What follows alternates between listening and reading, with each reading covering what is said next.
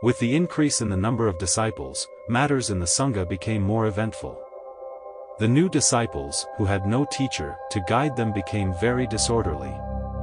The Buddha, realizing that this situation would not be conducive to faith and trust in the Saṅgha, issued the following instructions.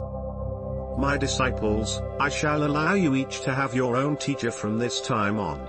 A teacher must regard his disciple as his own son, a disciple must regard his teacher as a father.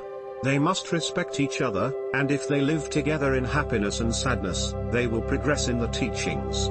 My disciples, a disciple must properly serve his teacher. He must arise at a proper time, dress and put one end of his outer garment on one shoulder, offer the teacher a tooth cleaner and the water basin, and make a place for the teacher to sit. If there should be rice gruel in the morning, the disciple must wash the bowl and fill it with the gruel.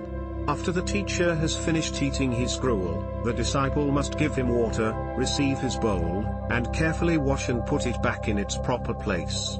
After the teacher has left his seat, the disciple must carefully fold the mat. If the area is unclean, he should clean it. When the teacher prepares to go out on his alms receiving round, the disciple should help him put on his robes and present his bowl to him. If the teacher needs an attendant, he must accompany the teacher. The disciple should not walk too far from the teacher or walk too close to the teacher. When the food offered to the teacher is too hot or too heavy, the disciple must hold the bowl for him. While the teacher is speaking, the disciple must not interrupt him with words of his own. When the teacher starts to utter incorrect words, the disciple must politely and respectfully put a stop to his words. In returning home, the disciple must return before the teacher and wait for him, have the mat ready for him, fetch water to wash his feet, and prepare the kindling wood to heat the water. When the teacher returns, he must receive the begging bowl and his robes. If the robes should be wet with sweat, he should dry them and then fold them. He should be careful not to produce creases by folding the robes carefully over his four fingers. He must place the belt carefully inside the folded robes.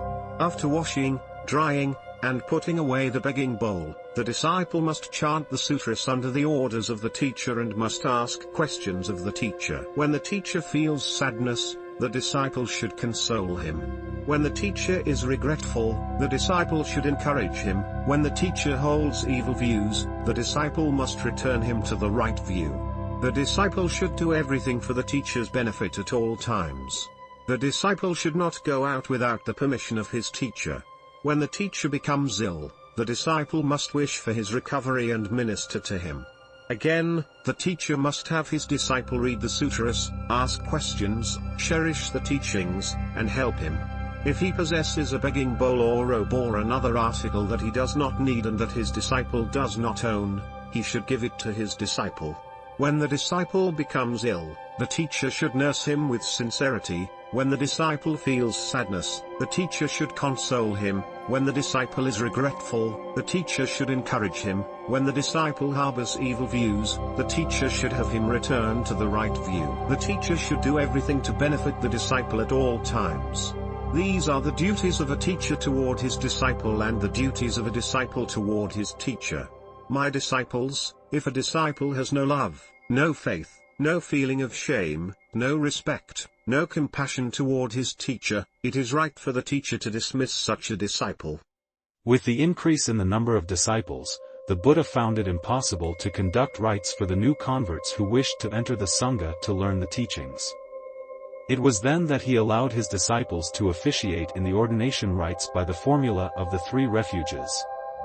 Later, a Brahmin named Radha was refused entrance into the Saṅgha by a certain disciple, causing him such anguish that he became emaciated and weak.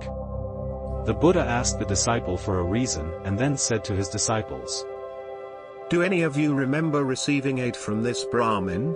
Shariputra answered, "World-honored one, I remember receiving aid from this Brahmin. When I was walking around in the palace grounds of Rajagriha, I received a spoonful of food from him." Excellent, excellent, Shariputra. You have remembered well the debt of gratitude that you owe him. Will you have this Brahmin receive the ordination rites? Shariputra asked. How shall the ordination rites be conducted? In the past, I permitted to have a person become my disciple by having him take refuge in the three treasures, but from now on, have him become my disciple by following the formula of the one utterance and the three karmas. First, the disciples should all assemble in one place. Those who want to become disciples should come before the assemblage with their outer garments placed on one shoulder. They should kneel on one knee, put the palms of their hands together, and make the following request: Most virtuous ones, please allow me to become a disciple of the Buddha. Please help and guide me with compassion in your hearts. They must say this 3 times. At this time, a person with wisdom and high virtue will become the officiant of the rites, and making sure that the aspirant does not have any obstacles to becoming a disciple, he must address the assembled disciples as follows: Most virtuous ones, please listen to what I have to say. This person expressed a wish to become a disciple of the Buddha with a certain elder as his master. He has no obstacles, he is prepared with his bowl and robes. If he meets with your approval, this person will become a disciple of the Buddha with the said elder as his master.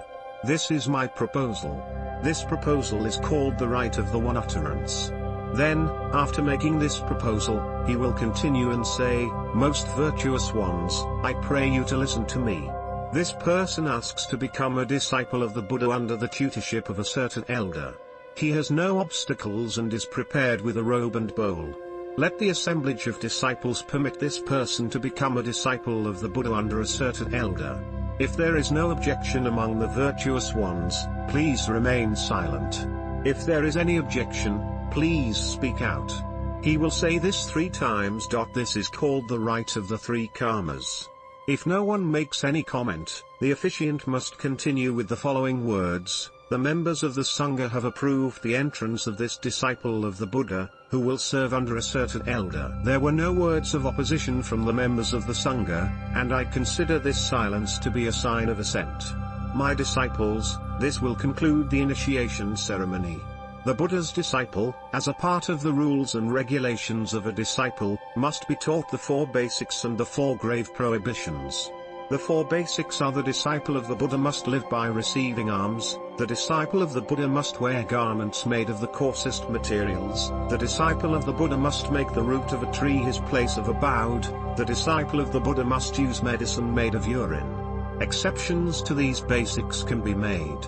The 4 grave prohibitions are against unchaste conduct, stealing, killing, and pride regarding the Dharma. Shariputra then had the ordination of the Brahmin Radha performed according to the order of the Buddha. Later Shariputra went on a pilgrimage and at that time saw the kind and gentle actions of Radha and uttered the following verse as words of encouragement.